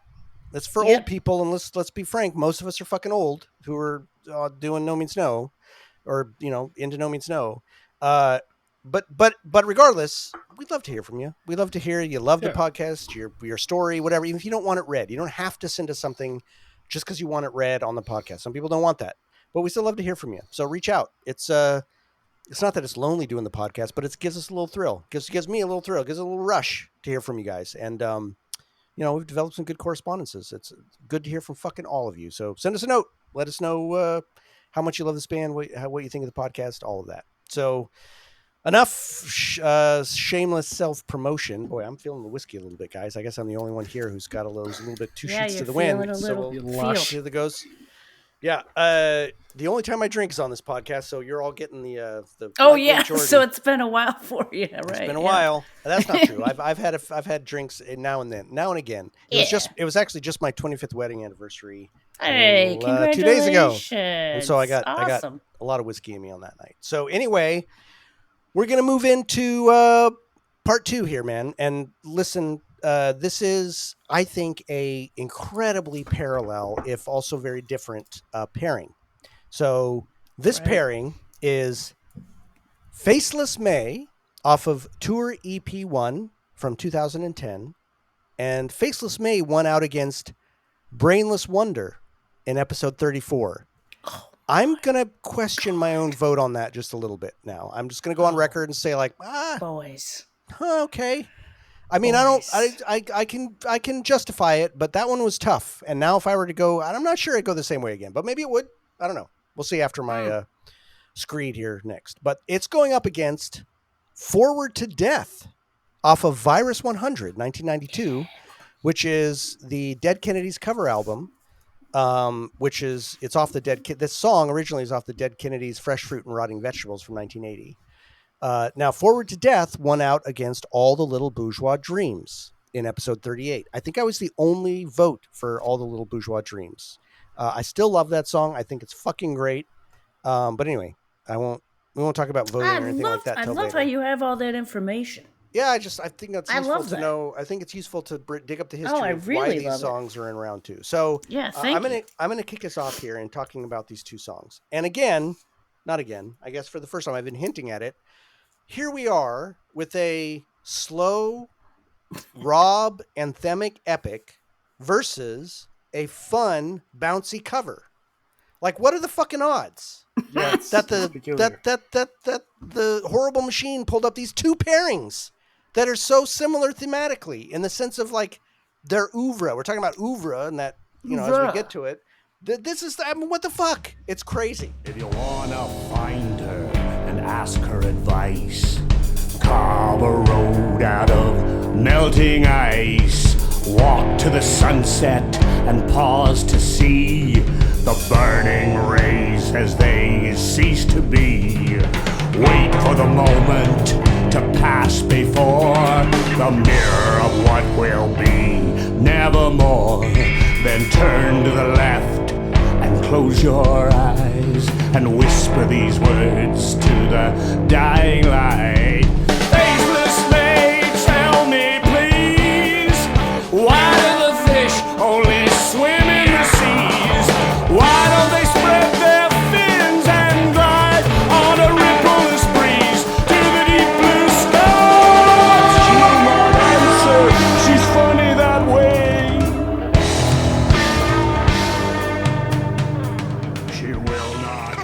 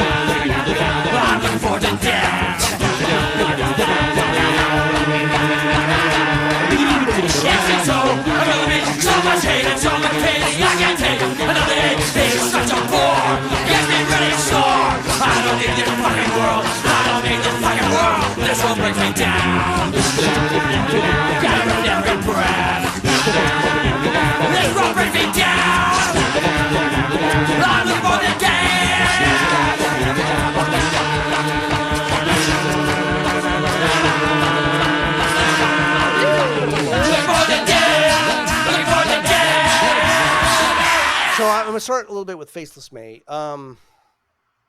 This is a tough one, man, because this song, I think, as Rob got in the tour EPs and his later poetry, incredibly beautiful and also more and more inscrutable to me in a good way, in the way that's not as easily, you know, picked apart I can't go to the hermeneutics of this as easily as I can Hermeneutics? a Mary or something like that, right? Like, even though that's also I need a inscrutable, fucking dictionary, man. there's more handholds, but I've been listening to Faceless May a lot. I've been going over and over and over this song. And what this song means, what I get from this song now, I think, and I think I talked about this a bit last time, is this character he comes up with, May, Faceless May, which is really talking about all this, the kind of the nature of nature and reality, but it's almost like he's mocking, Rob is mocking our anthropomorphizing of nature and saying, if nature was anthropomorphized, this is what it would really be. If May, and let me pull up the lyrics here for a second, because I think there's some lines, right? If she had ears, the silence would hear the steps of the hunters creeping near, right? Like if nature was really sentient and cared in the way that we always treacly kind of say nature cares, would she allow the baby deer to be snuck up on by the wolf? No. If she was a real sentient, caring, loving being, that prey would hear the hunter, but they don't, right? If she were happy, if she could feel joy, nature is so powerful that her joyful cries would raise the dead and open their eyes, because death is so antithetical to sentiment, right? So he keeps positing these things of like, well, okay, if nature really had, if great nature, Mother Nature, the all of this was really like, Mother Nature loves to hear the cry of baby birds in the spring. Yeah, but she also kicks 2/3 of those birds out onto the fucking ground to die horribly, right? Oh, I know. So there's right? this feeling of Yeah. like he takes this small child, which is very intentional, as the anthropomorphizing sort of like, beautiful, innocent thing, and says, if that small child were really what you thought they were, then things would be beautiful. These horrible things wouldn't happen. But guess what? She has no feelings. She's funny that way. Dear little Faceless May, right? He's pulling apart, undercutting, kicking the chair out from under our treacly, inadequate anthropomorphizing of nature. And yet at the same time, giving full credit to the absolute and utter primacy and power of nature, right? Because every time it's like, if it was anthropomorphic, then fuck, her acid tears would fucking rip away the years, right? Like there's just this sense of like, if it really were a sentient being, oh fuck, you probably wouldn't like the result. It wouldn't be a warm hug. It would be a real untenable situation, everybody. It would be fucking unfaceable, to make a pun about faces unintentionally. Right. But also it's this sense of like someone this last stanza, which I really fucking love, of like, if you want to find her and ask her advice. And so it's talking about like, well, here's what you got to do. And you got to do all these things to do it. And the question this person screams out to this anthropomorphized nature is, why do the fish only swim in the seas? Why don't they spread their fins and glide on a rippleless breeze to the deep blue sky? Basically asking, why is reality in nature ordered the way it is? Why do fish only exist in the sea? Why is the sky where it is? Why is everything in its place? Why? That's the question we want to ask. And the answer is, she won't answer. She's funny that way. You'll never fucking know. Quit trying to fucking ask those fucking questions. But I love the way there's that, why don't they spread their wings and glide on a rippleless breeze to the deep blue sky? This mixing of the water and air metaphors to show the absurdity sometimes of our questions to meaning against this inscrutable nature. Now, I'm not going to say I necessarily 100% agree with Rob saying here to reveal my own fucking things, but fucking he says it so beautifully. Oh, And yeah. something I noticed this time musically in the song, which I think is fucking beautiful. He has this one line. See if I can find it. Oh yeah. Faceless May, she lives in a cave like a floating rock on a rippleless wave, which makes me think of like, dropping pebbles into a pond, and whether they're ripples or rippleless. This is what the guitar is doing the whole time. The guitar is dropping pebbles in a pond. It has Right. this reverb on it, so that Little twang, the yeah. guitar is just, it's like, and it's like these pebbles being dropped in a dark pond, whereas the bass is just this, the bass is this dark pond, and the guitar is dropping the pebbles into the pond on top of it as he's going through this whole fucking thing. It's fucking gorgeous. So I think the music is actually a lot more interesting than I gave it credit for. However, I still cannot make heads or tails out of the fucking bridge music break. I cannot get with it. It just feels like, what the fuck is this?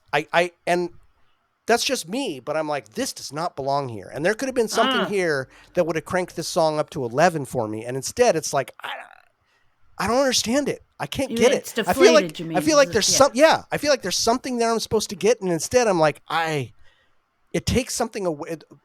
Very rarely for a No Means song would I ever say this, but it takes something away from the song for me. It does not add.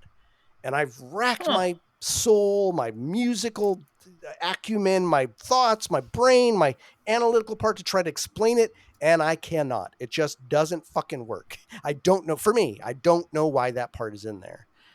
But I do think that poetically, and the way that, just like I Need You, the song really takes its time. It's really slow. Rob gives time for all the thoughts to drop like pebbles in a pond. I think it's beautiful fucking poetry. I really think, I wish Rob had some published works in a way, right? Like, this is the kind of shit I would just love to see come out of him. And then it goes up against a cover, first of all, Forward to Death, which is just the most fun fucking song in the entire universe, this song. This is like, Jesus Christ. And talk about bucking expectations. I know the first time I heard this, I talked about this before, I won't talk about it too much, but I was disappointed when I first heard this because I knew they were going to have something on the Virus 100. Oh, And I expected a No Means No song. And I heard this, I'm like, what the fuck is this? That was only the first time I heard it. Second time, I'm like, oh shit, this is genius. Are you fucking kidding me? yeah. Like, holy shit. And you can't listen to the song too many times because every time you can go like, okay, now I'm going to try to really hear what guy's doing. Yeah. Wait, no, what's that guy doing? No, wait, Right. I didn't catch that guy before. Fuck you, Andy. Right. I'm not listening to your words. What's that other thing? What's 7 levels down? There's some crazy shit going on there. Oh, wait, now I'm going to go listen to it against the original. Oh, fuck, they've got all that in there. Everything's being done. Yep. It's just, oh my God, it's just fucking, it's not just funny. It's flawlessly brilliant. Like, it is so, Yes. I don't know many other bands that could so like, I'm just going to toss off an a cappella version. Like, no, this is not a fucking toss off. This is like, holy shit, these guys are so skilled. And I think this is probably one of the best a cappella songs in existence, really. Because who the fuck else could do an a cappella Dead Kennedy song? Well, there Only are a these lot guys, of period. a cappella Who dare? toss-offs in the world. Yeah, but not like this. Not like this. So again, very hard to compare these songs because they're just like, they're on the literal opposite sides of the No Means No spectrum. I couldn't hold my arms out farther and say Faceless Maze over here. Not in quality. God, I but in know. Faceless Isn't Maze that over here. something? Faceless and Forward to Death's over here. Like, man. But much like the first pairing, you've got clearly a Rob anthemic epic this one's from the later era. And then you've got Forward to Death, one of their fun fucking bouncy covers over here. No, Manic geez. Depression. No, Forward to Death. Faceless May versus Forward to Death. I'm saying on this side, you've got, oh, yes, sure, sorry. I'm sorry. I misspoke, though. I said I'm I gonna- Need You first, so that was my fault. But yes, okay. both of these pairings are worlds apart. Yeah. Worlds apart. So very, very, very hard to compare them. I They do really like... both start with F. They do. There you go. Matthew. Now, I don't like that I'm about to say this. Compare and contrast. I don't like that I don't like I'm about to say this, but I'm going to say it because I'm a little bit drunk and I'm just going to be honest. Unlike almost every other song in their oeuvre that I've listened to for this podcast, Faceless May I like less the more I listen to it.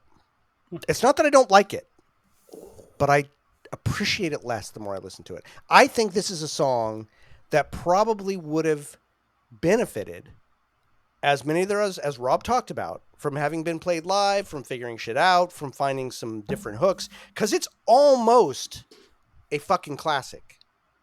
But there's just some parts that feel unholistic to me. Disjointed. Yeah.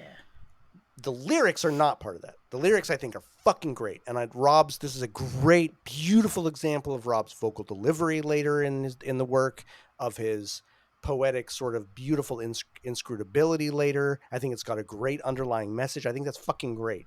I think the drumming is fucking fantastic. The Tom's guitar work is fantastic. It just doesn't fully gel in the way that actually some of the other Tour EP songs really do, right? Like One and the Same. Some of these other ones are like, that's a fucking classic for me. I love those songs. Clearly just fucking great.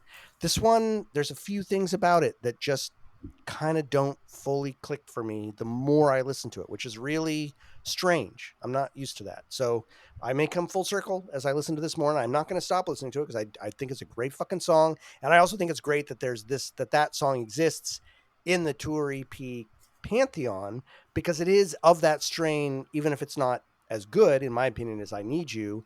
It's in that line. It's in that lineage. Right, yeah. And so I'm glad to see that lineage represented. Although I also think All the Little Bourgeois Dreams, which no longer exists, was also in that lineage. So anyway, there's that. I guess that's all I have to say about these. I mean, I could talk forever about Forward to Death, everything I loved about it. I mean, fucking every moment of that song has 100 things you could zero in on and go, what the fuck? Holy shit, are you kidding me with what they're doing in this fucking song? I listened to it today on my ride home. My car is my best stereo I can listen to. No joke, like 20 times in a row, just rewind. And every time I've heard something fucking new, because there's so much going on in that song. Even the way it starts, it's so I love good. that. I mean, the way the snare sounds. It's just fucking, I mean, it's just 100% brilliance. So I'm going to pass the torch. Michelle, what you got for us? I don't want to go. Come on. There's no outies.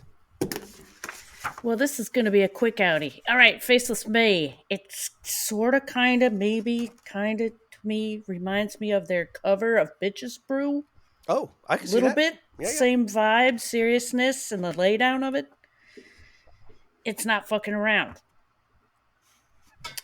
I am adult for not having the patience for storytelling No Means No songs. Just everything you were talking about tonight. I like my quick fix, I guess, and for a better term for that. I really just love the in-your-face stuff, and yeah.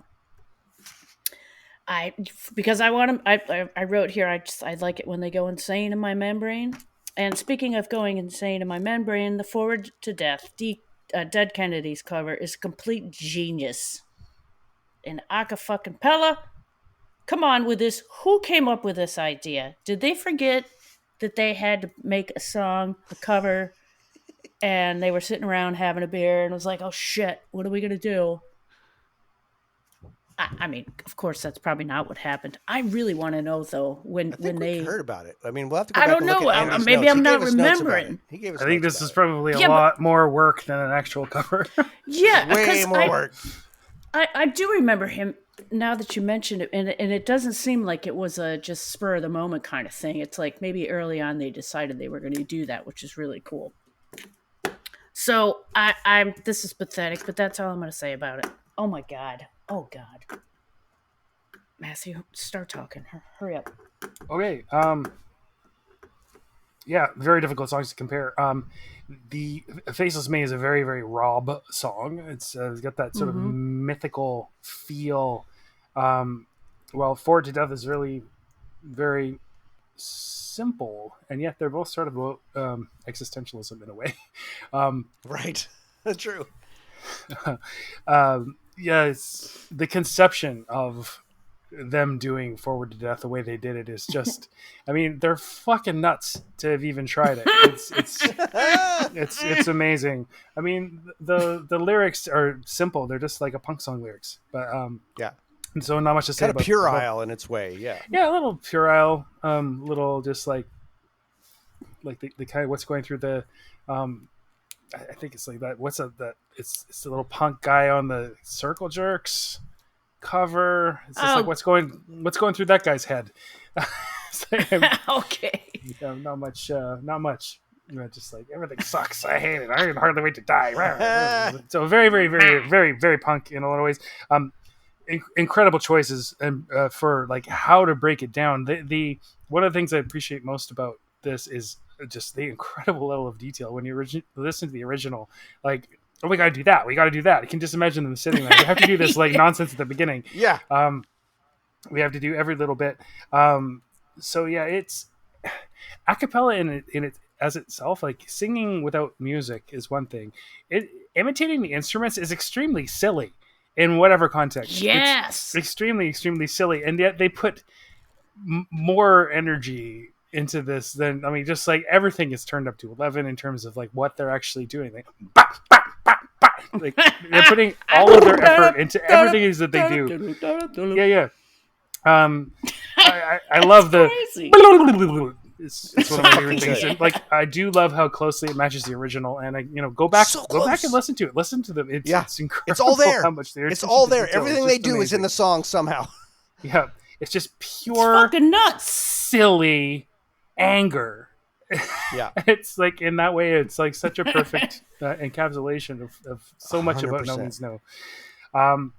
Faceless May is. I agree with you that it could be. I really like it, and actually like it more than I did, especially like most of the tour EPs. I kind of got them and kind of ignored them for years, and listening to them for this podcast, I developed a much greater appreciation for most of the stuff on there. And this one, nice, maybe had a higher arc than some.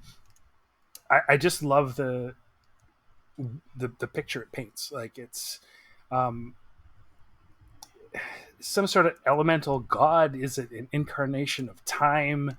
It makes me think of all sorts of stuff. The thing about the withered hands stirred from stirring the from pebbles and sand, stunted from stirring the pebbles and sand. It reminds me of that. I don't know if we've ever talked about it. That the dude on the cover of Why Do They Call Me Mr. Happy with the sticks with the broom arm. Yeah, is that great? Is that Slade? Is that sort of whatever? Anyway, it reminds me of that. And, even though he has a face, and quite a face does he have. But all this stuff, if you want to find her and ask her advice, carve a road over melting ice, walk to the sunset, pause to see, blah, blah, blah, blah. And then they talk about the question you get there after all this trouble is really just stupid. And I think it's just like, yeah, go to all this effort. And then ask your pointless, stupid questions into a void. And that's as much point as there is in trying to find answers. There are no answers. It's fucking angels on the head of a pin. So it's just silly and pointless. And why bother? Because like it does whatever's out there does not give a shit and will not give a shit and cannot give a shit. Can't even tell. Yeah, can't even tell you're there. Dear little faceless. She's funny that way. Yeah. Things I really like about this song. I love the texture and Tom's playing. Some of the guitar stuff in this is a lot of the atmospheric stuff that I don't know whether it took him a while to figure it out or just not something that he did so much, but Andy did a lot of it. And a lot of what Tom is doing here, it's not imitating or aping Andy. It's definitely Tom. Yeah. But I really like, I don't know whether it's bits of piano or it's like the little taut strings at the end of the guitar head, but there's like little sort of like little tiny little plinky sounds. It's pretty awesome. What else? I love the reverb. I love the guitar textures. I love the fact that there's a Tom fill. Not Tom Holliston fill. There's a fill on the toms that John does. I think I said this last time we talked about the song, which is, exactly like a Rush. Can't know from which Rush song it is, but it's a Rush fill. Oh no! So I really like that. What I don't like about it, I don't like the constant repetition of "Dear Little Faceless May." I think it's a little could have taken maybe 2 of those out in each bar. Or each stanza. And I don't like the country breakdown, although I do like how it like melds right back into the original sort of feel. I sort of justify it. Right. To sort of justify it, it's like it is almost like a distraction. So there's somebody on this crazy quest to search out Faceless May and find the answers, and then just for a second, squirrel.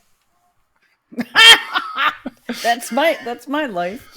And maybe that's what that is. It's just the little bridge or outtake, almost like it's like this a moment of distraction. Um, and yeah, that's about all I got to say about those songs. Yeah, All right.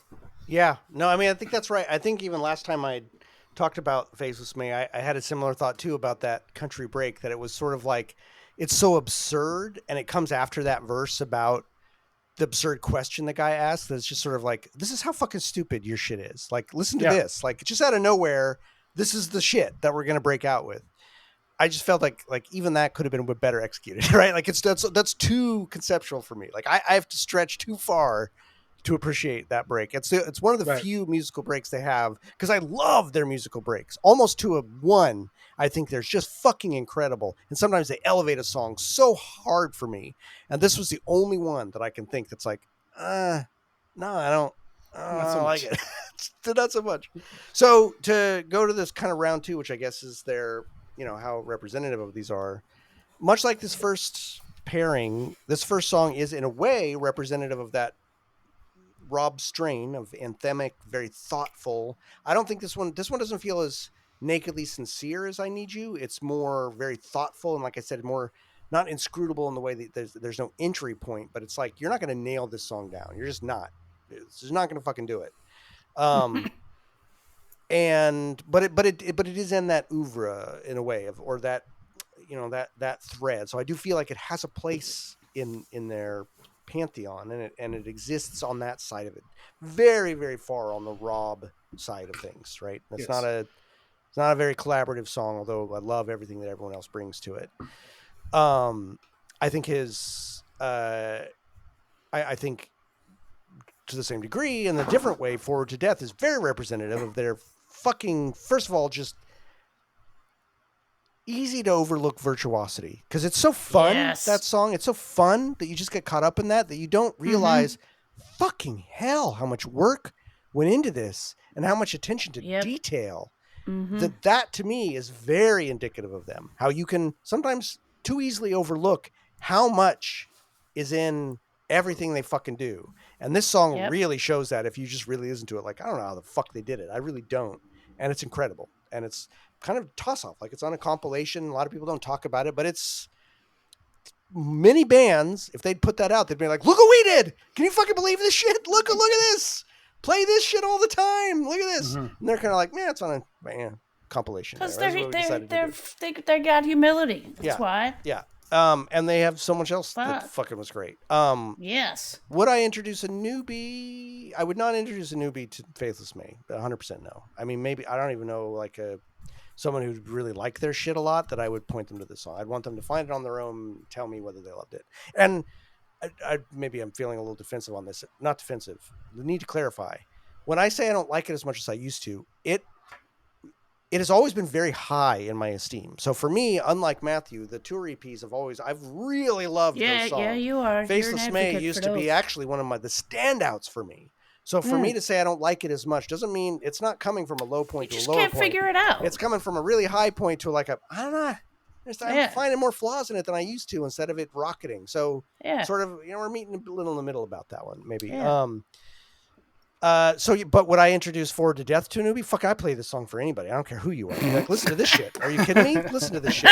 Look, I don't even care. I don't even care if you like No Means No as a band. I'm not trying to get you to like it. I just want you to listen to this and go, can you fucking believe what they just did? The band did that. Can you hear that? Those are people. They did that with their mouths. They did that with their mouths, motherfucker. fucking forget all the. I don't even know. What's that fucking band that's all famous for? It's not Maroon 5. What's the big I don't. There's a big acapella pop band. How the fuck would I know that? Anyway, I would play this song for fucking anybody, and they better fucking love it, or they're just stupid as shit. That's all I gotta say. So that's what I gotta say on it. Michelle, how about you for this round two? This is the one where you asked indicative. How indicative? Indicative. Oeuvre, Okay. Newbies. Oeuvre. Can I agree with you with the Faceless May? Actually, I'm going to agree with you about both. I'm not that familiar with Faceless May, and I'm kind of a dick about it, where I haven't really obviously researched it that much. It just doesn't ring my bell. Forward to Death, on the other hand, I think it's very indicative of them. I think it shows you just how talented they are and shows you that they care about what they do. And again, yes, it's fucking hilarious. It's funny as hell. But it's really good if you sit back and get your laughs out and you pull back and just listen to the music of it. It's genius. Yeah. It really is genius. I would love to know more about this and how they came up with the idea to do an acapella. Go back and did listen. we find out? Yeah, we did. We have it. As a Was matter of it fact, in there? yeah, it's I have it right in front of me. I won't read it right now, but yeah, he talks about it. Well, So I'll it's- have it's to. one of the I gotta. corrections. I gotta look it back. No, I gotta look back on it. I think this is a stupendous delivery. I think it's awesome. Would I play it for somebody? Absolutely. Fuck yeah. Yeah, like you said, just Yeah. Needle on the record. Take charge. Listen to this. Faceless May Nice. probably not. Yeah. Yeah. All right, Matthew, how about you? Okay, Faceless May, I'd say it is certainly representative of their later period. Also, in that I felt like it's one of those songs where it maybe needed a little bit of polishing, but it gave me an idea where they might have been going, and it Right. really shows Tom's identity more than a lot of the stuff. Good point. Right. later. Yeah. So yeah, I think it is. I think it is an important song in there in the collection of songs for that very reason. I think it's also I think they titled sort of semi-titled The second EP, yeah. the EP after it. I don't know if I would use it to introduce somebody to No Means No, because from the song it sounds a little plodding, and the depth of it might not be clear without some really careful listening. I mean, clearly that's what happened with me. Forward to Death, representative of them. I mean, I think in terms of the effort and the energy and everything, yes. But in terms of a place in the body of work, maybe not so important. To understand what No Means Knows about. It's not, if you heard that as a one-off, it's not going to give you a good impression of Right. what else they're about. Would recommend it? Yeah, sure. I'd play it to people, but not to get them to like No Means No. I don't think, because exactly that. It's not.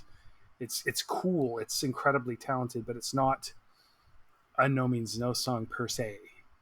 I might get a DK fan like, listen to this thing. Yeah. And think of the minds who decided to interpret this band you like this way, and maybe Yeah. they have something more to offer you. Yeah. Yeah. All right. Wait, it's funny when I bought Virus 100 just because the band was on it. Yeah, me too. 100%. Yeah, Similar and reason. I was sitting there like warming my hands up, like, oh, this is gonna be great. And then I clearly remember going, the fuck is this? Oh my fuck? god, The fuck? The fuck is this? And Matthew, I think I want to contradict what you said about. I think if somebody heard this not knowing the band, because you don't hear you actually do hear their style of playing with what they're singing, but that, for me anyways, I would be like, okay, who are these fucking guys? Like, this is nuts. Yeah. I want to hear how they play a guitar or play the drums. Sure. And then when you hear it, you understand, like, oh my god, they just did what they do, but they did it with I don't It's a weird one. Does that make It's a any weird sense? one. No, it Yeah. does. That's kind of how I feel too. It's like, it's Yep. so good and weird.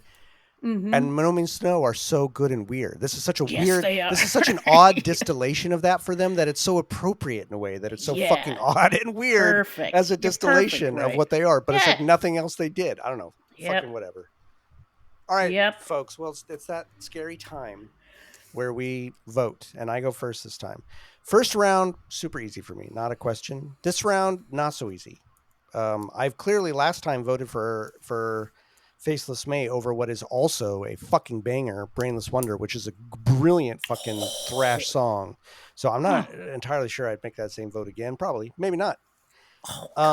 So, and Forward to Death, I love it, but again, it's a cover. It's not their song. I historically am not going to vote for covers because it's not their song. It's not them. That's not the case this time. I'm absolutely voting for Forward to Death because I think it is so creative and so wildly weird and creative that I think it shows a side to them and shows a virtuosity and an attention to detail and just how they can just fucking do whatever the fuck they want and it's still incredible, that I just cannot let it be relegated. It's too good. And I really, really, really like Faceless May. All contrary indications aside, don't be fooled. I fucking think it's a great song. I think Rob's poetry on this is great. As Matthew, as you talked about, I think it points the way towards what could have been in a way that just makes me sad. Like I wish we could have gone there and seen. But Forward to Death, I mean, it's just, I don't know. No other band could have done that ever and never will again. I I don't don't think so. so. I totally So agree for with me, you. I, maybe contrary to what I would normally do, people might expect, I'm doing Forward to Death. Michelle, how I'm about proud of you. Oh, is you? it Where my you at? turn? It's your It turn. is. Oh, I am not looking forward to death, but I'm voting for Forward to Death. Oh shit. That's not a surprise. Matthew, I'm interested to know where you're coming down on this. Yeah, I kind of don't. Well, no, maybe I do. Let's find I out. think I know what you're going to vote. Faceless But let's May. hear it. Yay! Good. I'm glad. I mixed them Oh, up. wow. That's not what I thought you were going to say. I think Nice. Good. it's a shame that we're not going to be able to compare that to other stuff because I think it's a very strong song, minus the few little niggles that I had, and it's a grower, not a shower. No, it is. It is. Oh. It is. It had grown on me, and I wanted to know more about. It's one of those songs which I felt was on its way to sort of inhabit the Nomi's No mythos, like the worlds, and I really like this synesthetic quality that I get sometimes from a lot of their songs. And what was interesting to this about this one to me is that it's very stark and bleak, whatever world is happening here, but it is maybe overcast, but it's bright. That world is bright to me. It's not like stumbling around in the dark like so many of their other songs and the environments that they create in their songs. And this one was, stumbling around in maybe a inhospitable landscape, but it's bright out. Might die of exposure, but not like get eaten by cave trolls. Yeah. Yeah. You know what? I agree with everything you just said 1000%. I think the reason for me, Forward to Death, I'm putting that above, is I do think that their silly virtuosity, which is a big part of them, is also important. And I tend to devalue that side or choose the Faceless May side of the equation way more. Yeah. That I think Forward to Death is one of the pinnacle examples of their virtuosic silliness. And so I couldn't pass it. I couldn't let it go. Wow. Because I feel like it man. does represent a side of the band that I don't necessarily vote for as often. And yet if I'm not going to vote for this song, then I'm really dismissing that entire element of their oeuvre, and I can't because it's important. Whereas I don't think Faceless May sits at that level of the pantheon of that thread. There's so many other songs for me, like I Need You, that sit in that wheelhouse so strongly. And that's for sure where I'm going to end up at the end of this podcast. It's going to be one of those songs for me anyway. That's at the top, not a Forward to Death, but I got to give it to Forward to Death. I mean, this song is so, I don't know. I mean, and then today, especially when I was listening to it, I'm like, fucking, there's no bottom to this. I can't hear everything going on in this. There's too much. And every time I pick out something new, I can't believe they did that. So I agree with you 1,000% and I'm kind of surprised at myself, but at this one instance, I think it's great. I had to give it. So this is a bit surprising. This is a light. mulligan. No, it's not. It's still funny. There's funny aspects to it, but it's not silly. No. It's too technically brilliant to be silly. Right? You can't. Anyway, folks. Exactly. It's too technically brilliant to be silly. That's great. You're totally right. I Need You ended up feeling needed. Well, unfortunately, Manic Depression's crying in the corner into its beer. Faceless May, unfortunately, has not been granted features, and instead, Forward to Death is moving forward into life. And we have sent another 2 songs into a potential round 3 should we ever get there. So we've been really fucking grateful to have you along for the ride. We're really glad to be back. And I think chances are pretty good that we're going to keep a pretty good pace going here.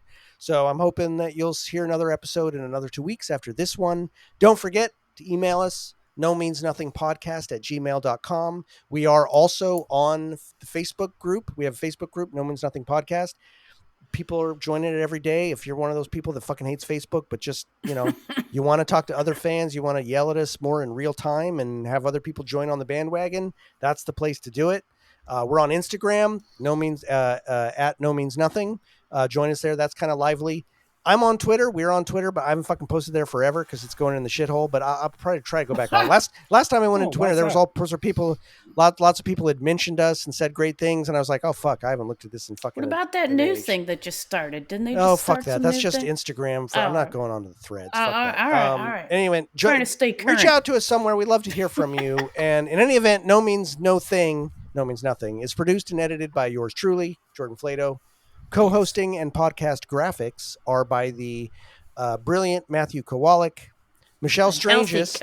Healthy Matthew Kowalik. Michelle Strangest is our third and, let's face it, everyone's favorite co-host and official Foley artist. Shout out to our official mascot, Teddy. And of course, as always, thank you to No Means No for the use of stock taking as our intro and outro music. You are not you.